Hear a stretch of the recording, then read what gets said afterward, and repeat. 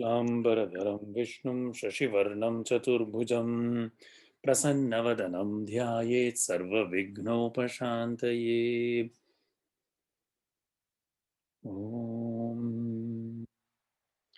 सिन्दूरारुणविग्रहां त्रिनयनां माणिक्यमौलिस्फुरत्तारानायकशेखरां स्मितमुखीमापीनवक्षोरुहां पाणिभ्यामलिपूर्णरत्नचषकं रक्तोत्पलं बिभ्रतीं सौम्यां रत्नघटस्थरक्तचरणां ध्यायेत् परामम्बिकाम्। ॐ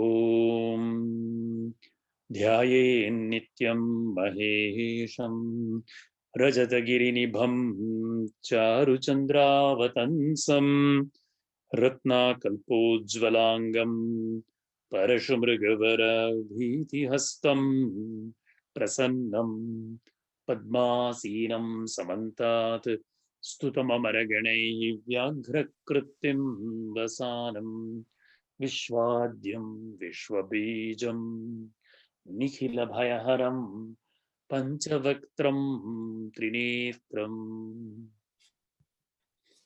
ॐ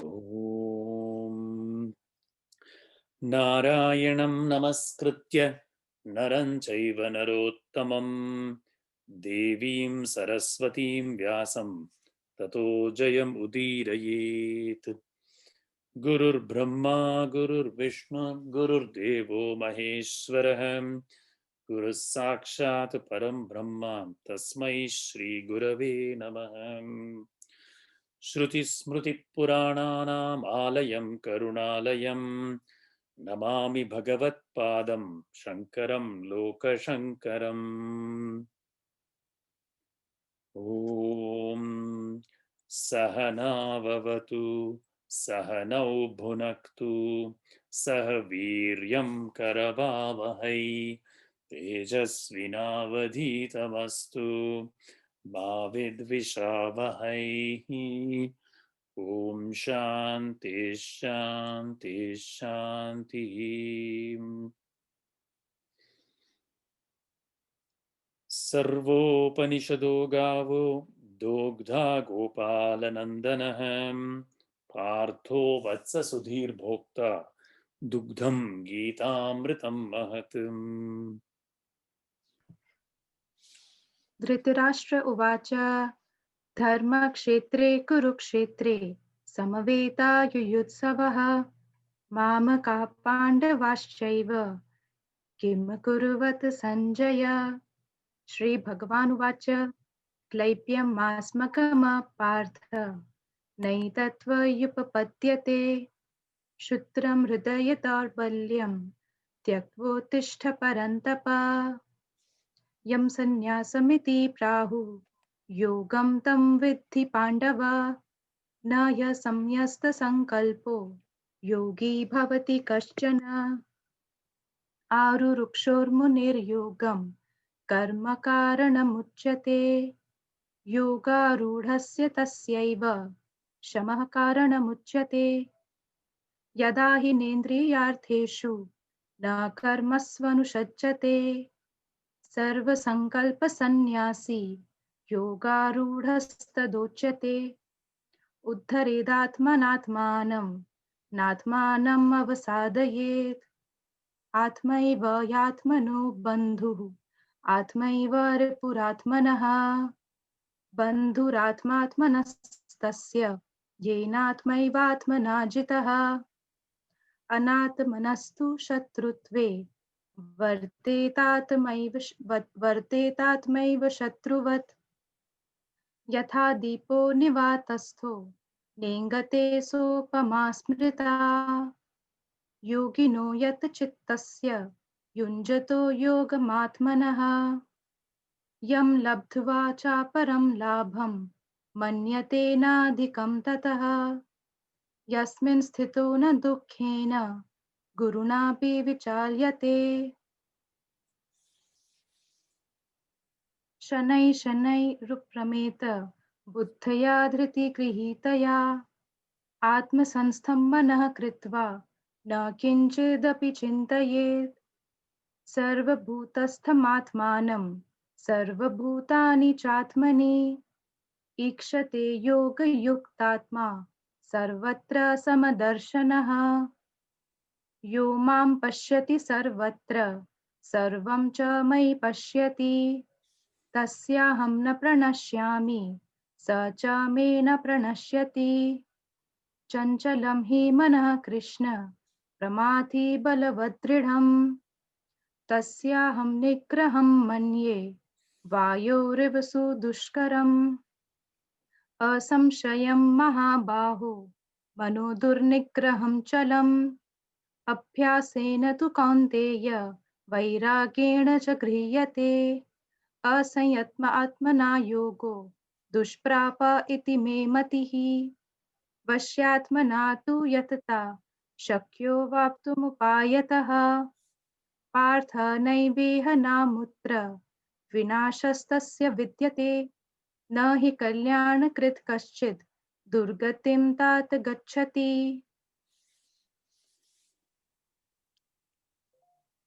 मनुष्याणां सहस्रेषु कश्चित् यतति सिद्धयो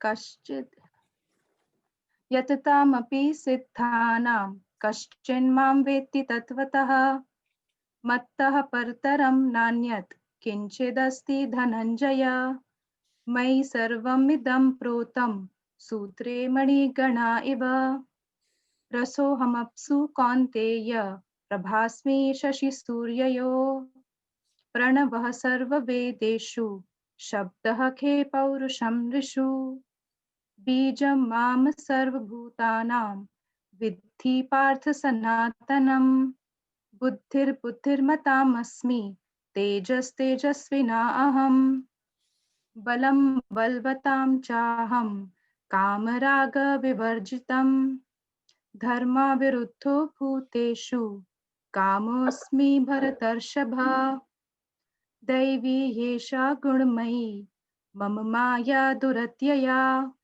मामेव ये प्रपद्यन्ते मायामेतां तरन्ति ते चतुर्विधा भजन्ते मां जनाः सुकृतिनोऽर्जुन आर्तो जिज्ञासुरर्थार्थी ज्ञानी च भरतर्षभ तेषां ज्ञानी नित्ययुक्त एकभक्तिर्विशिष्यते प्रियो हि ज्ञानिनो अत्यर्थम् अहं स च मम प्रियः वेदाहं समतीतानि वर्तमानानि चार्जुन भविष्याणि च भूतानि माम तु वेद न कश्चन इच्छाद्वेषसमुत्थेन द्वन्द्वमोहेन भारत सर्वभूतानि सम्मोहं सर्गे यान्ति परन्तप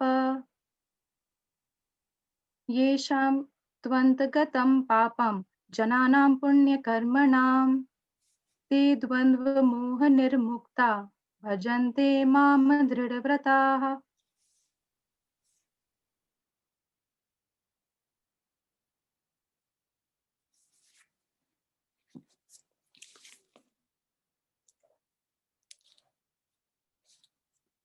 Acha, where are we now? Seem to have misplaced my bookmark.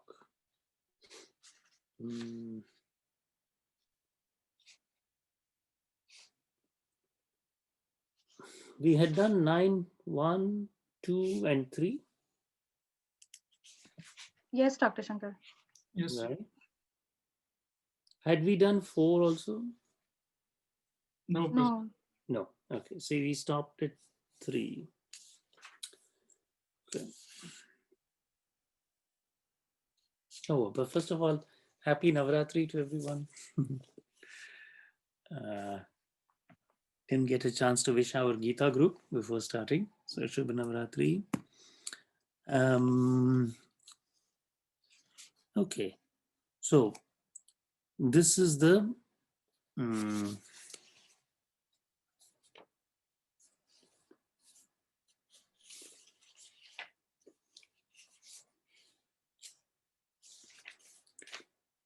Rajavidya, Rajaguhya. So royal knowledge or science, royal mystery. Okay. So Bhagavan has started by saying, building up the mystery, by saying that I shall reveal to you who carp not at my teaching, this most recondite knowledge and its realization, by mastering which you will be liberated from evil or inauspiciousness. Then he goes on to say, it is the sovereign science, the king of all sciences. So the sovereign mystery, king of all mysteries, best of purifiers, and apprehension, its apprehension is immediate. Pratyaksha avagam dharmyam, it's righteous and exceedingly easy to follow, achieve. Karthum susukham, and it is also imperishable. Avyayam. But he gives a little caveat. Ashraddhadhanaha, those men who have little faith in this spiritual law, asya dharmasya, they return to me. Aprapya mam, having not reached me, not having obtained me, they return. Nivartante, mrityu samsara vatman, failing to reach me, they return to the way of repeated deaths. So obviously,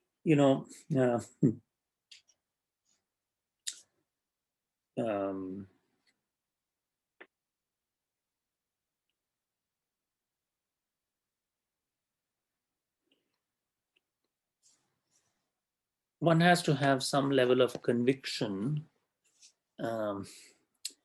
that this return to the path of empirical life and death is indeed undesirable, right? And yet, I don't think that has to manifest necessarily as a rejection of the world, but definitely it must, to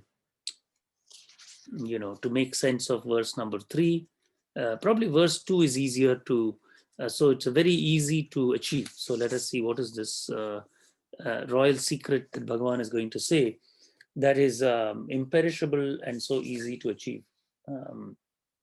So first he is going to tell us about the royal secret and mystery. And then he is going to describe what is the general nature of people and then how do people reach him, right? So it is not a very long chapter, but it is beginning to describe the path of devotion actually, which particularly in this yuga is easy compared to the others. So who is going to read number 4? I can read this. Please.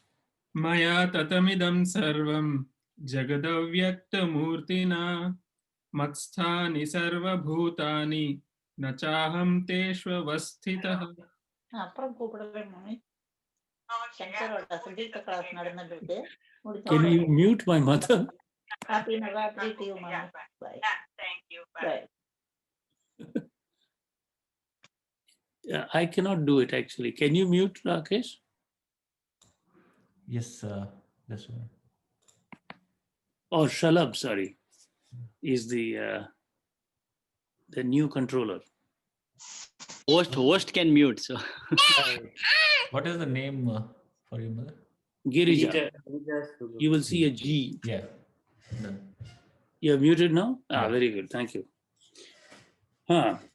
So this verse actually is very similar to the one we recited in the collection. Mayi sarvamidam protam. Remember that one? Would you mind sharing that? Actually, probably you sent it before, the document. Let me see if I can find it. Or if you have it handy, Rakesh, if you could share it, that would be nice. Which document? Oh, sorry. The one with the Shloka. the one with the shlok. Yeah. Just a minute. It is very similar. And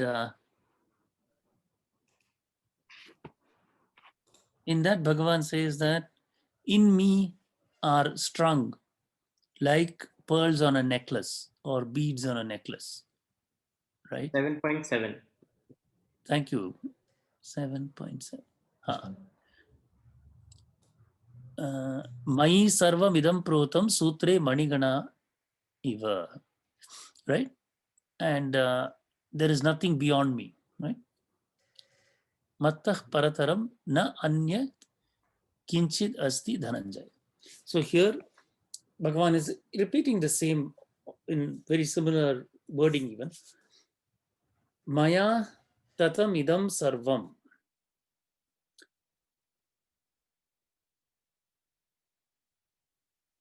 Maya iti. Maya mama yaha paro bhavaha. By that supreme form of my being. Tena tatam vyaptam. By that, all this world. Sarvam idam jagat. Avyakta murtina na vyakta murtihi. That form of my being is unmanifest, beyond the range of the senses of perception. This is the idea. In me, Swarupam yasya mama saha aham avyakta murtihi. Tena maya avyakta murtina. The form of me, of my being is unmanifest. In me, with that unmanifest form, dwell all beings, from Brahma to a blade of grass. Karana gochara swarupena ityartha. Tasmin mai avyakta murtau sthitani mat sthani sarvabhutani brahmadini stamba paryantani. Nahi niratmakam kinchit bhutam vyavaharaya avakalpate. Therefore, for no being devoid of the self can empirically exist. So,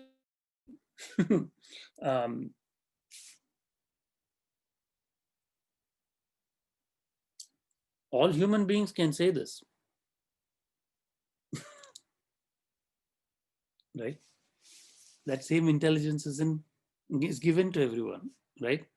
But Bhagavan can say it because he's permanently in that state, right? With authority, right?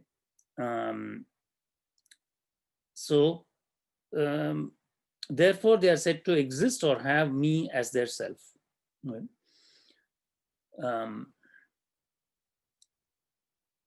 Atma tatvena sthitani atah mai sthitani iti uchyate.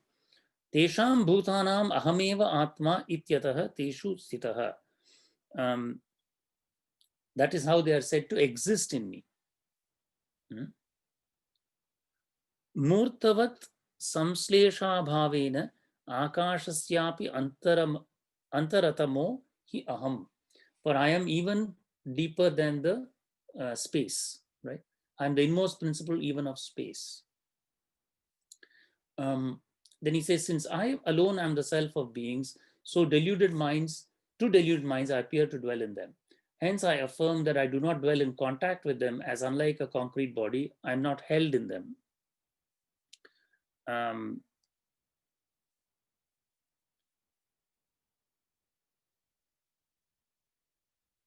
So this is a slightly deep thing that Bhagavan is saying.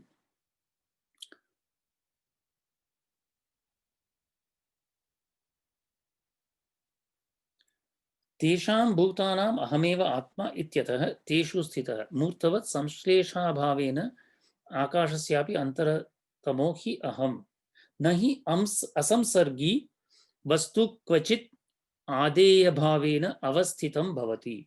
No objects without contacts may have a contained existence in any receptacle. Okay. So,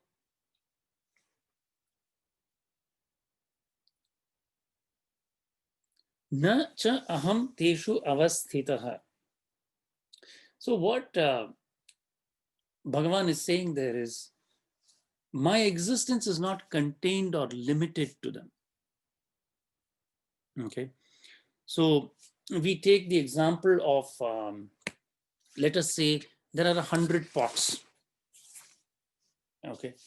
In each pot, there is a space, right? So one may say that, and yet the pots are also in space, right? Pots have a coordinate location in space, right? You can assign coordinate location to every pot. So pots are in space, right? And space is inside the pots too, right? Correct? But the space inside pot 1 and pot 100, you cannot distinguish and say, this is pot 1 space, this is, the space is not contained within it. When the pot breaks, the space is free always, right? So we can say that the pots exist in space, but the space cannot be trapped or constrained within one pot. The space's existence is actually independent of the pots itself. Even after the pots are destroyed, the space still exists, right? This is an analogy. It's not a perfect analogy, but it's a very close analogy to the nature of the true self. Is that, because this verse can cause some confusion otherwise. It's a technical aspect, but Bhagavan repeats it. He says, all beings exist in me, and he's correct. When he says, I don't exist in them, it means I'm not contained in them. I'm not uniquely constrained within any one, because they're all limited, but I am unlimited. So you cannot constrain me, right? There is another word for Bhagavan, Aniruddha. That is, he cannot be held or constrained in any limitation. The one without limitation, right? Aniruddha. So that is his nature. Okay, next one. Oh, sorry, before we move on, any questions, comments, clarifications? Zero Shankar. So Yes. when Bhagavan says that all beings exist in me, Right. what does a being mean here? Is it the body? Is it the whole constitution of all the Vigyan, Buddhi, Man, Ahankar? Yes, and all creation. Both the animate and the inanimate.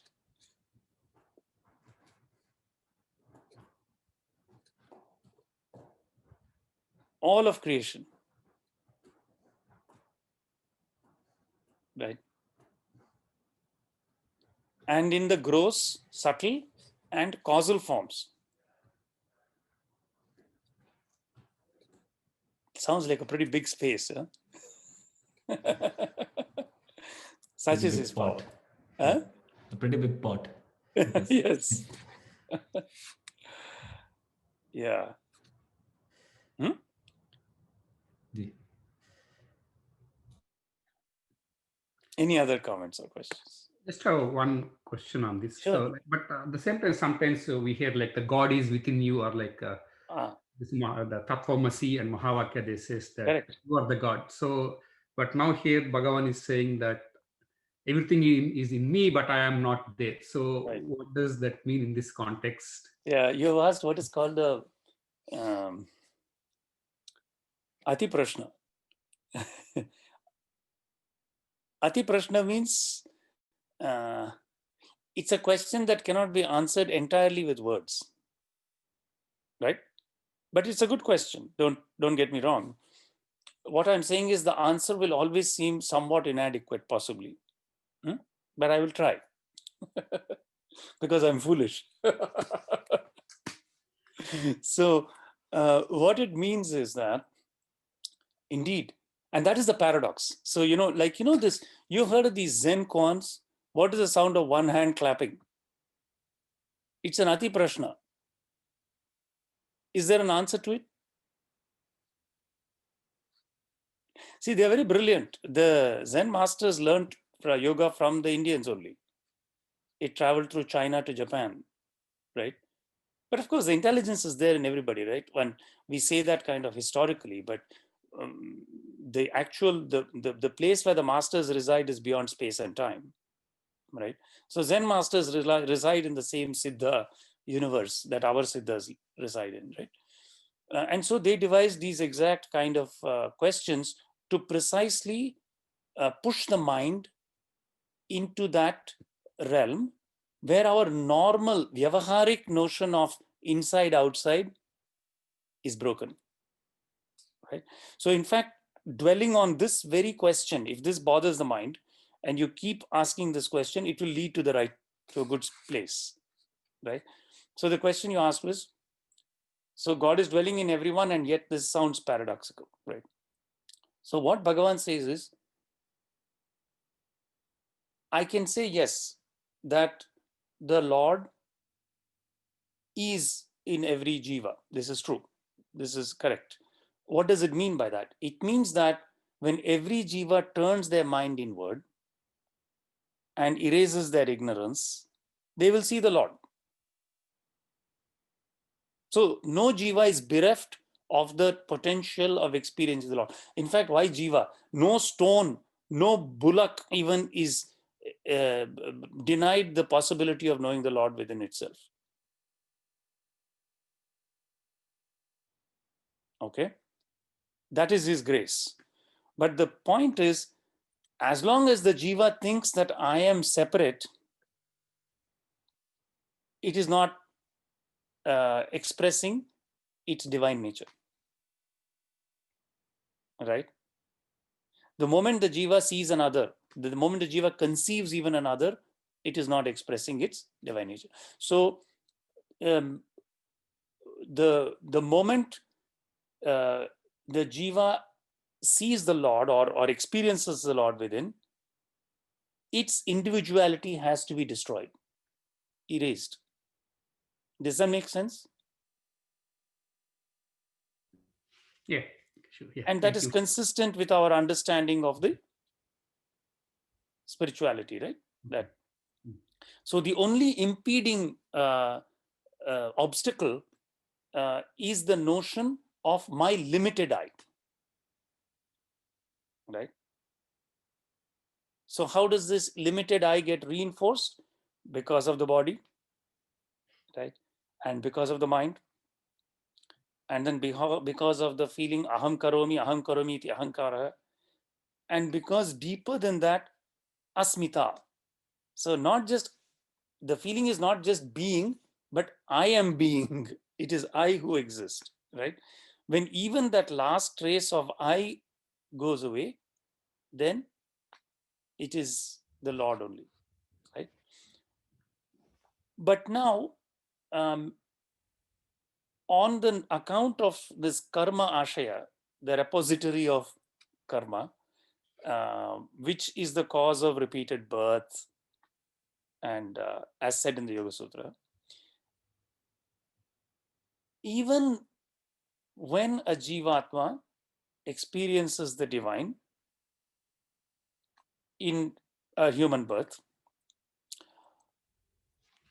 that jivatma cannot in honesty come back and say what Bhagavan Sri Krishna said.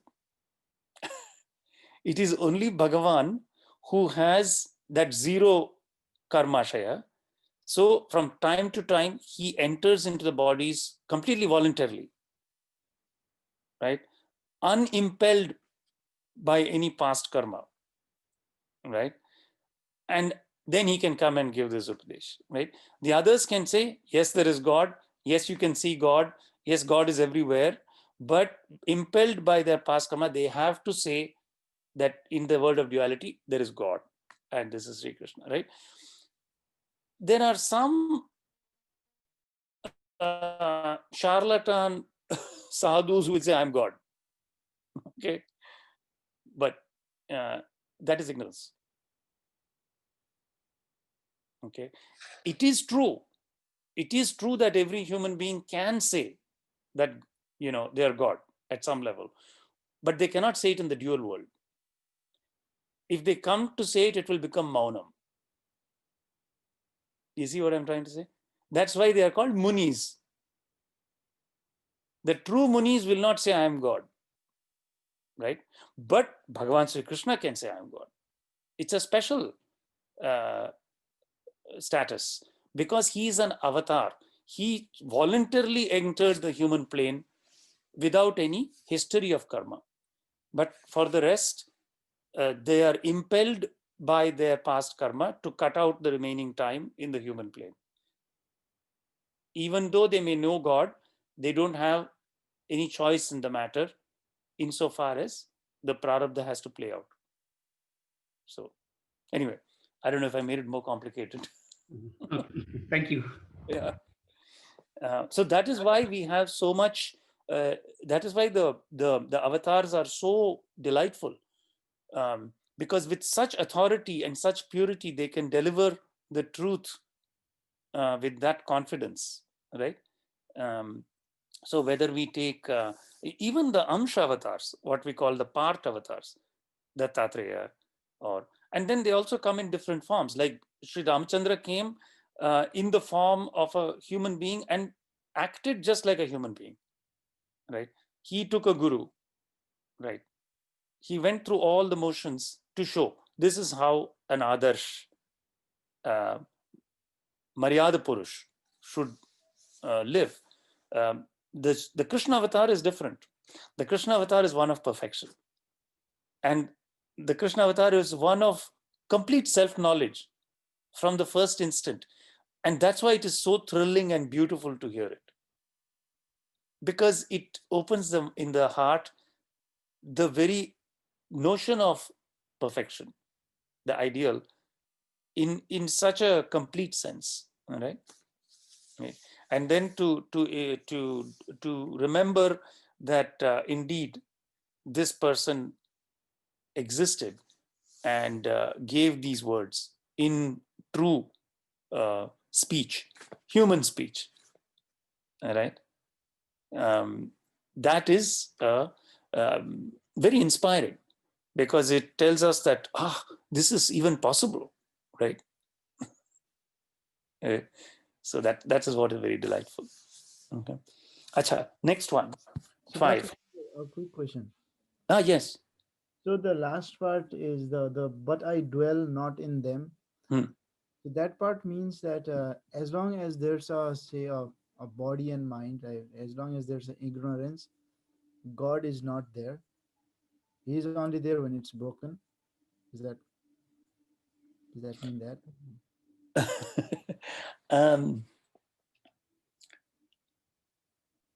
So this is a very self-perceptional framework, right?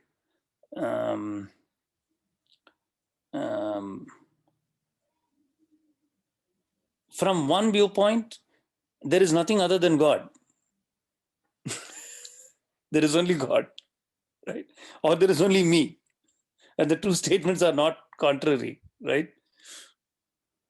But the moment that we feel that we have no perception other than through the mind and the senses, as long as that feeling persists, that I cannot apprehend anything other than through the mind and senses, then what you're saying is right. So the presence of the body per se does not mean anything. Yes, I mean, there are bodies outside, they're all God only, right? But as long as I feel that there is no way I have any perception other than in the waking state through my mind, or in the dream state through the mind and senses.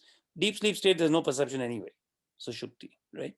So as long as that perception is limited to Jagrat Swapna avasthas, then what you're saying is right. Yes, right?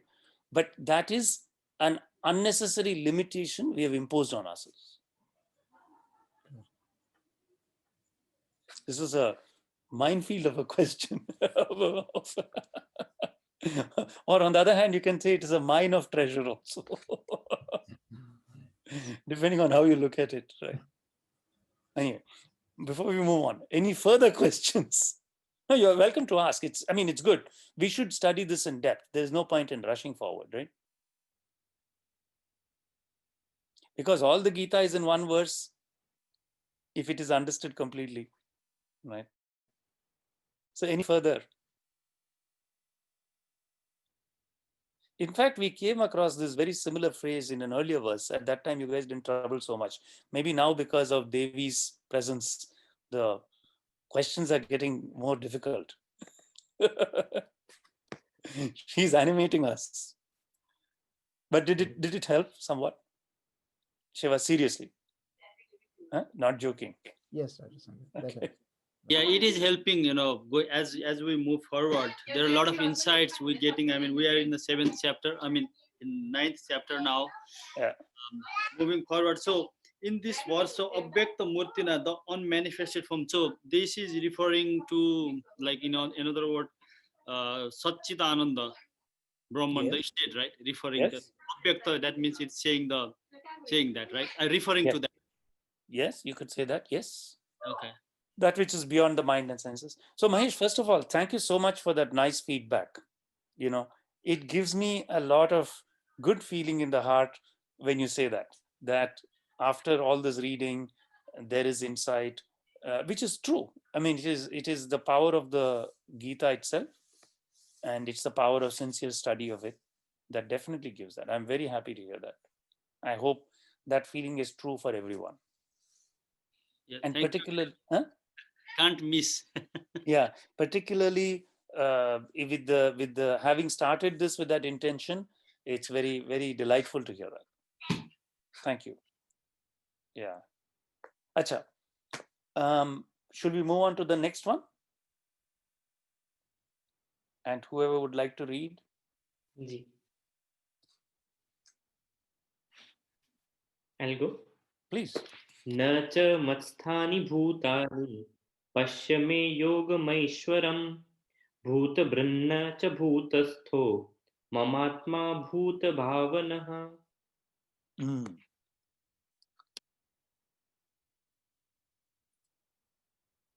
So, na cha matsthani bhutani. Neither do beings exist in me.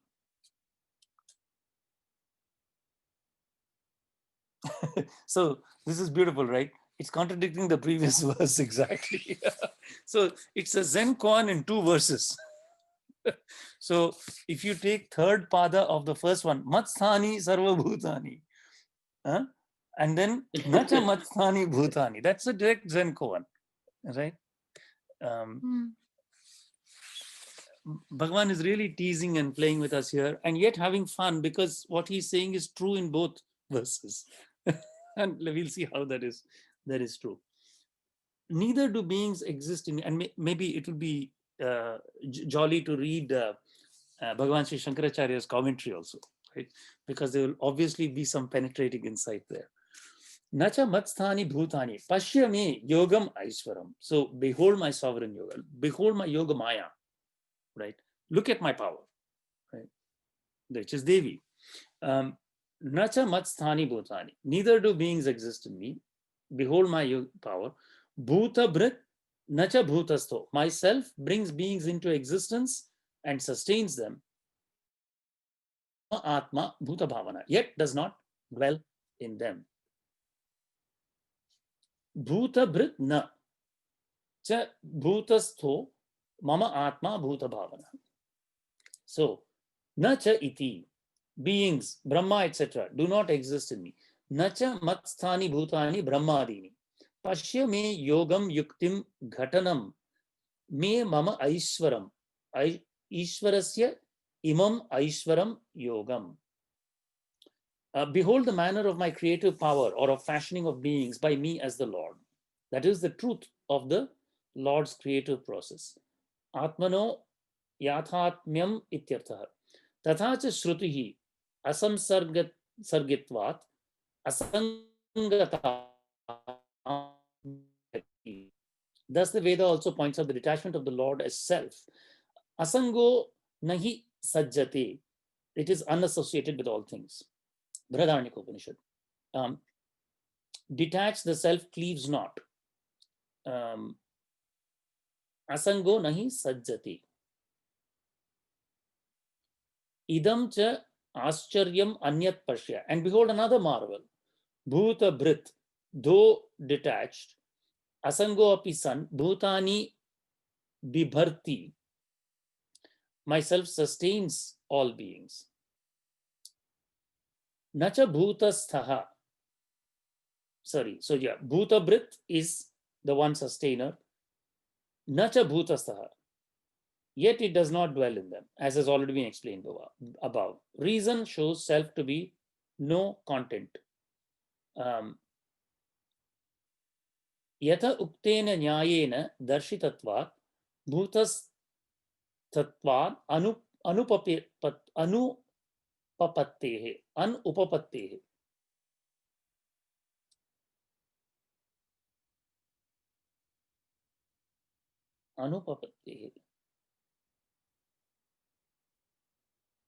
Yata uktena nyayena, by the reason explained above, darshitatvat, having shown through as revealed, myself sustains all things. Reason shows self has no content. Bhutastatvat anupavatte. Katham tu punah uchyate asau mama atma iti. Why then is it stated myself?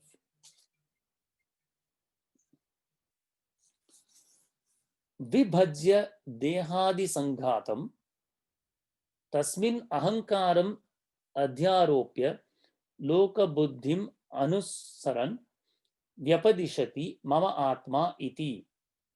Na punah atmanah atma anyah iti lokavat ajanan.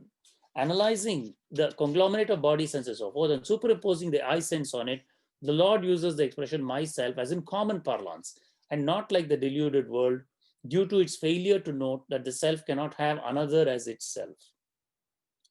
This self gives rise to beings or multiplies them. Tata bhuta bhavana bhutani bhavayati utpadayati vardhayati iti va bhuta bhavana. Yathoktena shlokadvayena uktam artham drishtante ta upapadayat aha. So I'll give a slightly different maybe explanation of this, which is particularly relevant to the Navaratri. So how is it that this so-called Atma can not be in all beings and yet give rise to them, right? So now really one is entering into the depths of our Hindu philosophy. If one were just satisfied with the notion of a creator Lord, like in the creationist theories of the other religions, then one does not enter into this difficulty. But if the mind is not satisfied with that notion of creation, if the mind really wants to know what is the nature of reality, then one turns to Hinduism, right? If you had the notion that Lord is just a giant creature who out of his hands fashioned the earth and fashioned the thing and set them off like balls to play, then you don't need all this. You'd be quite happy, right? And that's okay. Maybe it's okay as long as you lead a good life. Maybe it doesn't matter, right? But the highly intelligent, Medhavi people could not reconcile with that, because then they would want to find where that God is. Where is that God located? So if that God is located somewhere, how does he have lordship over the entire world, right? Does that God, if that God is separate from me, how did that God come into being?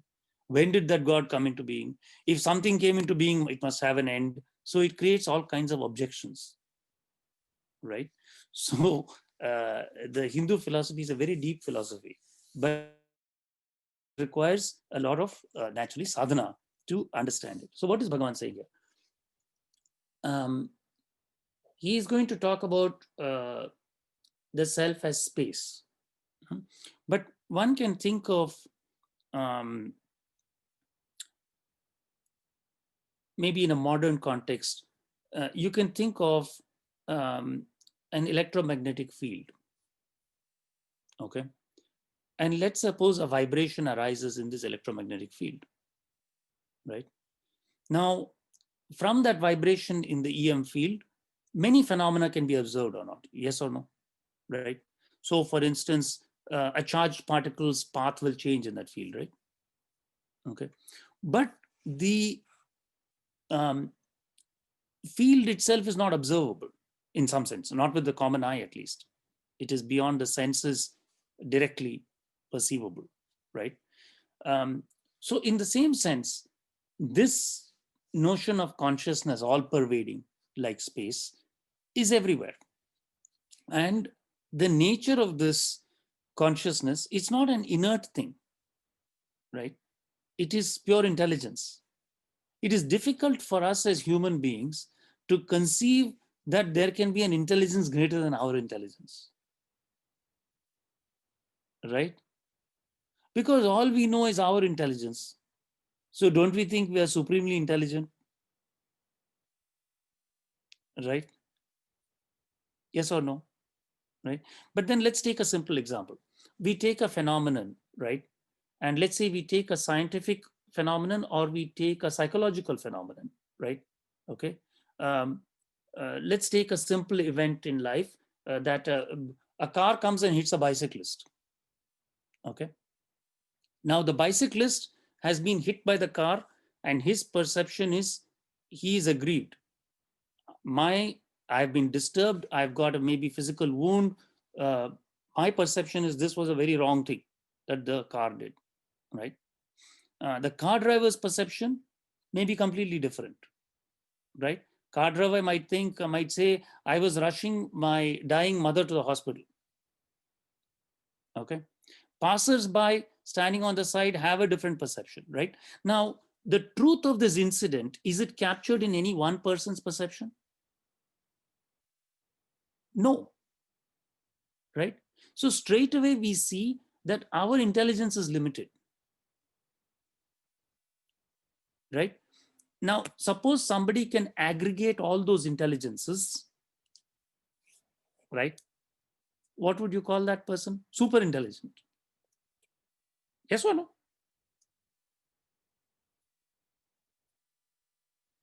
Right? So actually, Yes. yeah. So we say that is the sattvic quality. The moment you go to somebody and say, I can see how this affects you.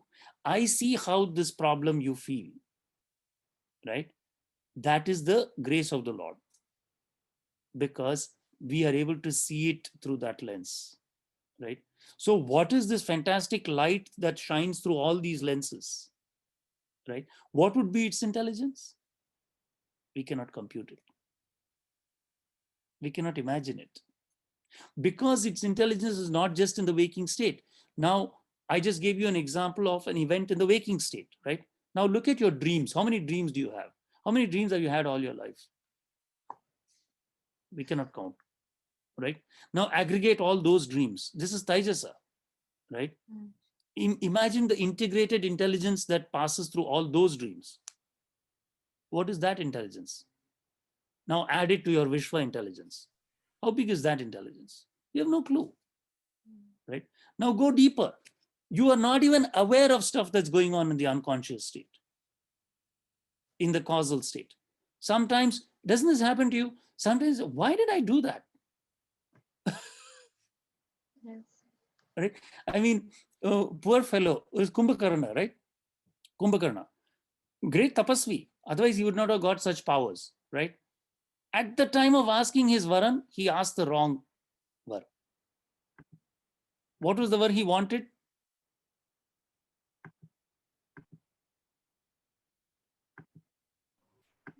Do you remember? Indra, something like Indra, and he said Nidra. So he wanted to fight continuously for 6 months and sleep for 6 hours and then wake up and fight again for 6 months or something like that. But he asked the wrong thing and ended up sleeping for 6 months, right? And he feels very bad because later he's berated by his brothers for saying the wrong thing. Why? Right? He says like, no, I knew that's what I wanted to. Then there is a story that Saraswati came and intervened and put the wrong words in his mouth, etc. So bottom line, what we're saying is that even though we think we have control, sometimes we do really stupid things. I do. I don't know about you guys. I frequently do very stupid things, right? And so then you realize that, so there is something that is even deeper than my waking state and dreaming state that is dwelling deep in the unconscious, right? There are some tendencies, right? I'm not aware of them unless I sit in deep meditation and become aware of them. So now imagine this composite intelligence, which has the intelligence of your waking, dreaming, deep sleep for everybody all put together, right? So this is the intelligence that is pervading the universe, right? Okay. So now, I said that like electromagnetic field, there is this intelligence field, right? And within it, a wave arises. Why does the wave arise? Because, as you know, the nature of all electromagnetic phenomena, right? Intrinsically, they travel at the speed of light, correct? This is a characteristic of electromagnetic phenomena, right? So just like electromagnetic phenomena have certain properties which we assign to them, they obey Maxwell's equations, right? Right? And so they have no choice. So similarly, there is a power to this consciousness, and that power is Devi. That power is Shakti, right? Okay. Just as fire has the power to burn, the nature of this intelligence, which is so fantastic, is it has this power. And maybe Rakesh, you can share that Navratri audio or whatever with the Bhagavad Gita group. That power has three properties: Vikshepa Shakti, projection; Avarana Shakti, covering; Jnana Shakti, ability to know. So just like when you go into a movie theater, there is a projector. So the projector takes some small little bit of film and shows you a beautiful, lovely panorama, right? It used in our time, it was called 70 mm. That was the size of the film. And now, of course, there is what is the latest thing? IMAX or even beyond that, right? Surround, or probably now it's IMAX is dated. Probably you can tell my age. It's probably immersive VR, 3D, whatever, right? And so this is Vikshepa Shakti. So the power of Devi is to project, then cover it up, meaning that you cannot see her. Avaranam, like a veil, right? That parda, right? And then, but she also gives the power to know. So we enjoy the world. I mean, we are still able to sense the world, right? I mean, the very ability to taste, the very ability to hear is an intelligence, right? It's a Jnana Shakti. Without that Jnana Shakti, we could not access even this world, right? But this access has been limited, right? So she says that as long as you dwell with the notion of your limited eye, you will see the world like this. You will enjoy the movie, and but it will not be the truth, right? So now what Bhagavan is saying, so if you think of this, another analogy, so the screen, if you look at the movie, the images we see there are not real, right? I mean, when the movie is over and the projector is turned off, all that is behind it is a blank white screen, right? Right. So can we say that if it's a movie shot in Bangkok, that Bangkok lives in the screen? You cannot say that Bangkok exists in the screen, right? And yet the screen can show you Bangkok, it can show you Manila, it can show you whatever you want, right? Yes or no? So now, what does he say? Neither do beings exist in me. Is he right then? I mean, if there is a mirage in the desert, and I say there is water in the desert, right? Yeah, I mean, you can have a sea of sugarcane juice also in the desert. You can have a sea of whatever you want, right? Of milk in the desert, right? So depending on whatever hallucination you choose, you can have that one, right? So in that sense, he's saying, neither do beings exist. Behold my sovereign. And what is that? What is his yoga? His yoga is that power, is Shakti, right? That is his Maya Shakti. And then myself brings into existence. So how does it bring into existence? Through projection, covering up, and your ability to see those things. Right now, that projecting Vikshepa Shakti concentrated as a rajasic aspect of Devi is in Brahma. So he is given the name creator. Brih, it grows, right? But Brahma cannot move without his consort, right? The Trimurti are powerless unless there is Shakti, right? So she is the essence behind the creation. Sustenance. So, we see things, right? So you go to bed one day, you get up the next day, the same world exists. How is that? Because of Vishnu and his Devi Lakshmi. But then at the end of the day, somebody turns off the projector also, right? We see that all beings whom we so loved, one day they seem to have no perception anymore, right? So the withdrawing. That is in the power of Shiva. So he's called the destroyer. But at some level, they are all different aspects of the same, like RGB, color spectrum. Red, green, blue is how we describe all colors. So you may say they're red, green, blue kind of thing, right? And that is the three aspects of Devi.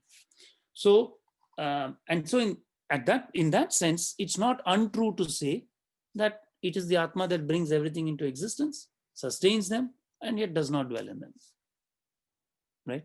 So if the white screen projector screen is the Atma, and the projector is the Shakti, then in them is the entire play, right?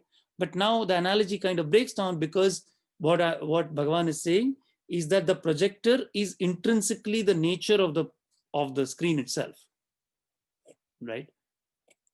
Just like fire's very capacity is to burn, the nature of this self is to have its Shakti, right?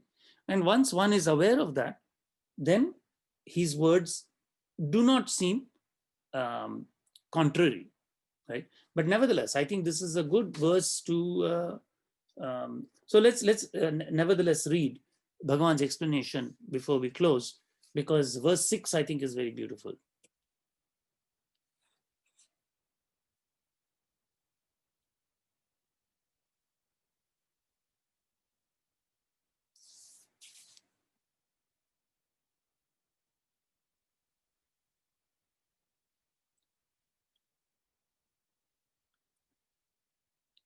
I can go. Please. Go ahead.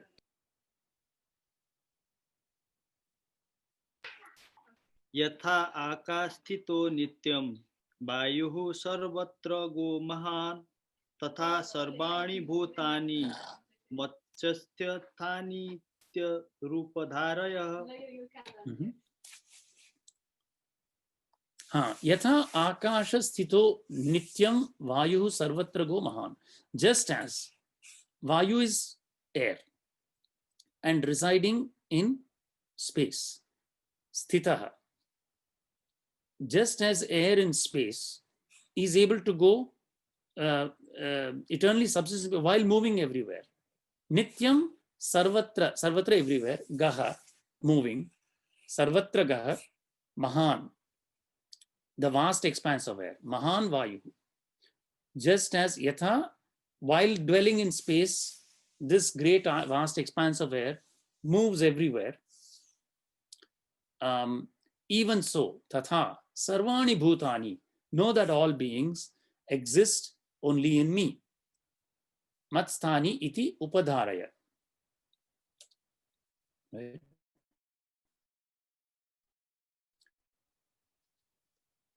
Air that is so vast in its dimensions, know that all beings exist in me without cleaving to me, who am omnipresent like space.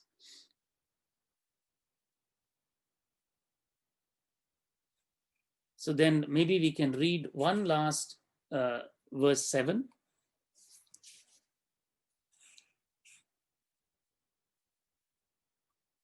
I'll go. Yeah.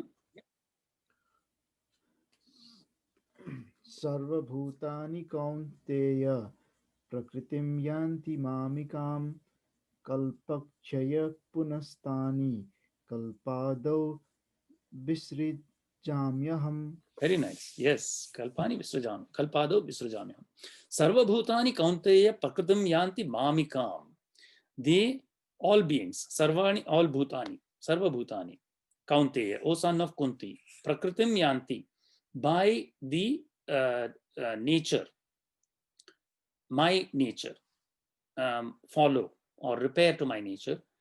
Kalpakshaye punastani kalpado visrajamyam. At the end of the kalpa, they decay and repair to me. Punaha, then at the next beginning of the next kalpa, I release them forth, lose them forth. So all beings, O Arjuna, repair to my lower nature, consisting of the three constituents. See, now it comes. Prakritim, Trigunaatmikam, Aparam. Right? This was the point I was making. It is his power, Aparam. Yanti, Mamikam, Madiyam, Kalpakshaye, Pralayakale. Punaha bhuyaha idani bhutani, Utpatti kale, Kalpado, Visrajami, Utpadayami, Aham Purvatvat. Right? I lose them forth, as in the previous cycles. So, so this is his beautiful play. This is the beautiful movie. But this is very difficult for if one truly understands it, it's unsettling in the waking state to actually conceive of this, right? So naturally, it is a guhya secret, right? Royal secret, won't you say? Raja Vidya, Raja Guhyam, right? And that is why it should be explained and interpreted in such a way so as to not cause any instability to the mind, right? And Bhagavan will then explain how through devotion to him, most speedily and joyously, one can attain his grace, his very place, and that state of non-return. Because you see, although this looks very unsettling, it's very blissful.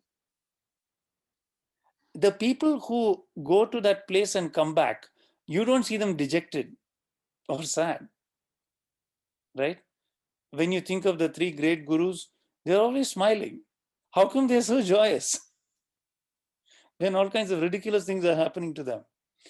It's because it is beyond that Anandamaya Kosha that the Atma is. So the moment the Atma emerges, it just feels Anandam.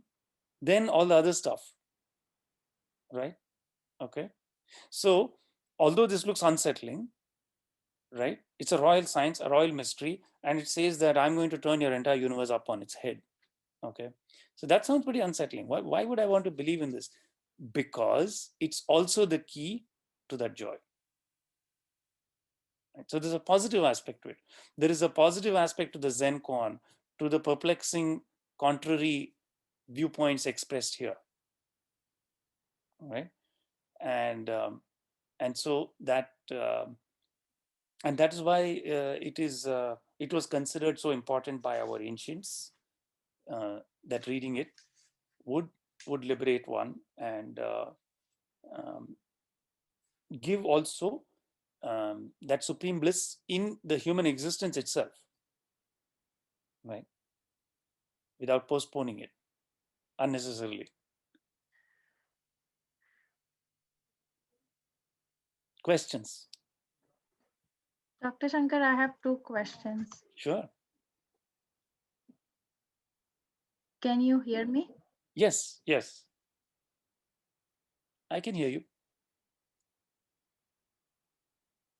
Okay, I think there's a lag in between. Okay, I'll try to be quick. So I was thinking, when with great tapas, the ultimate truth is revealed to a seeker. At that point of dissolution of the I, there would be no more distinction between the God and the self, the limited self. It will be merged into one.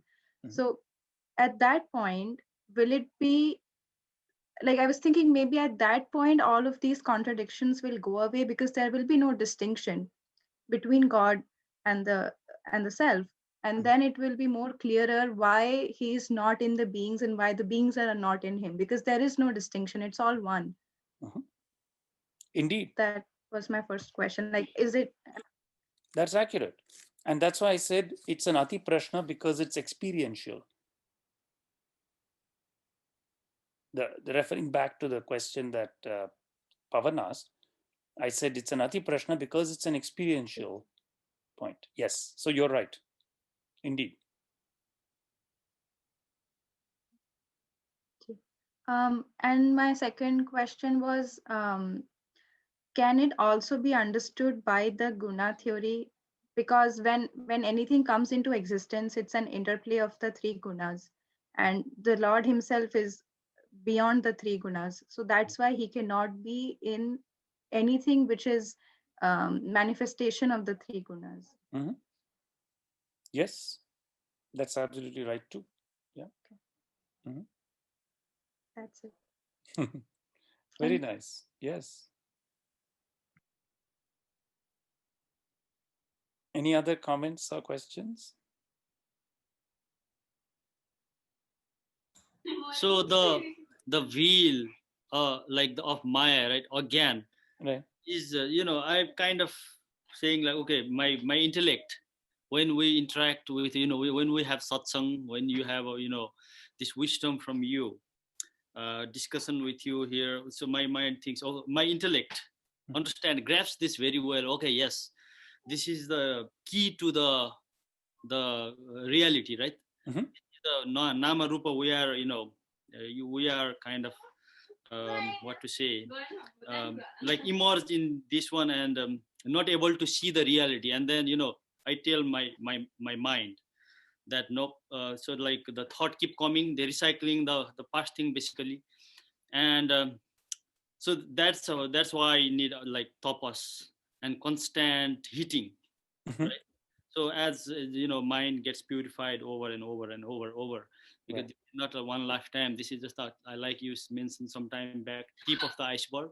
A lot of things, junk there in the in the basement, the base form. So we kind of need to, like, as we progress, purify, then things getting clearer and clearer over time.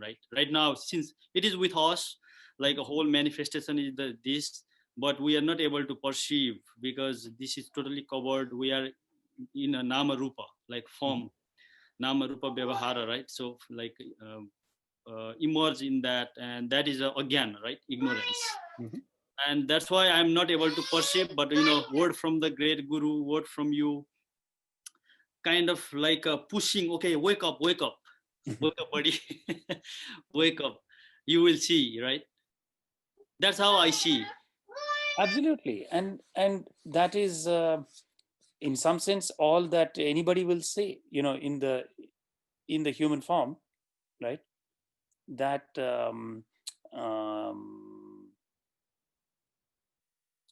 that the intellectual perception, the devotion, these are the hallmarks of the wisdom. Right?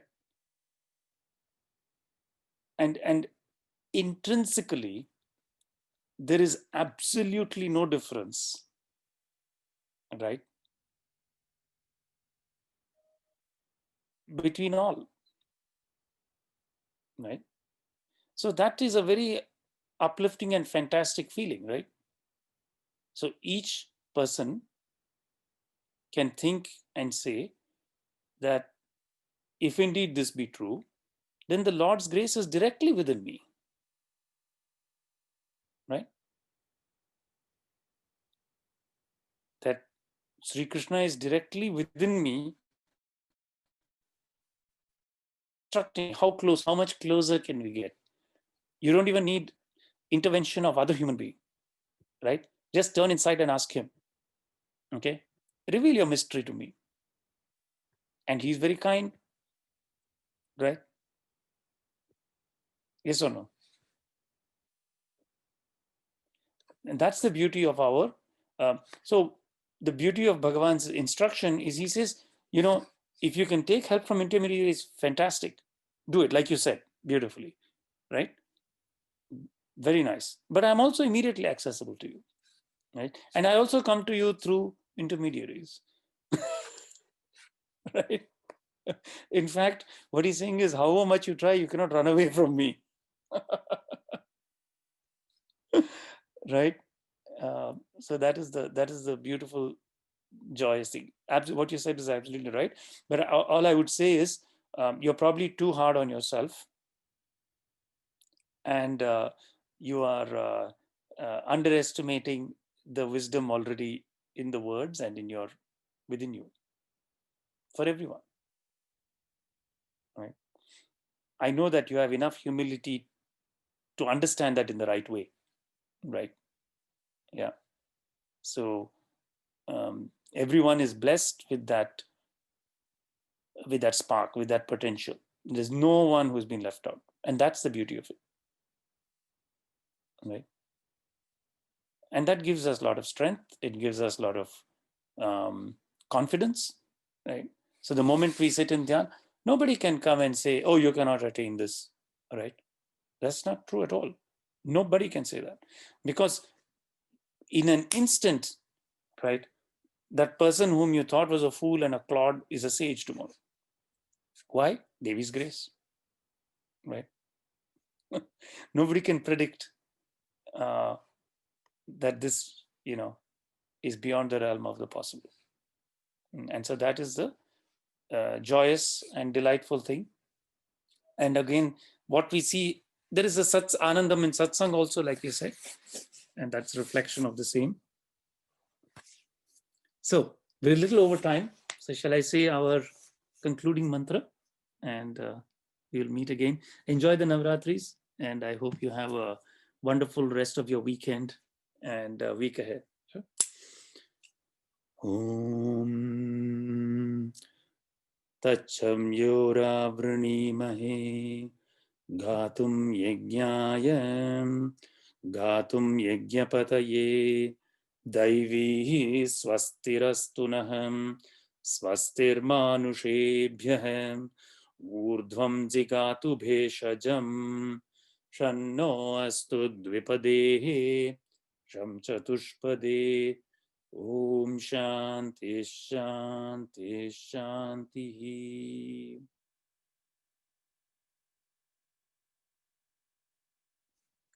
Namaste everyone, very delightful. Have a lovely evening.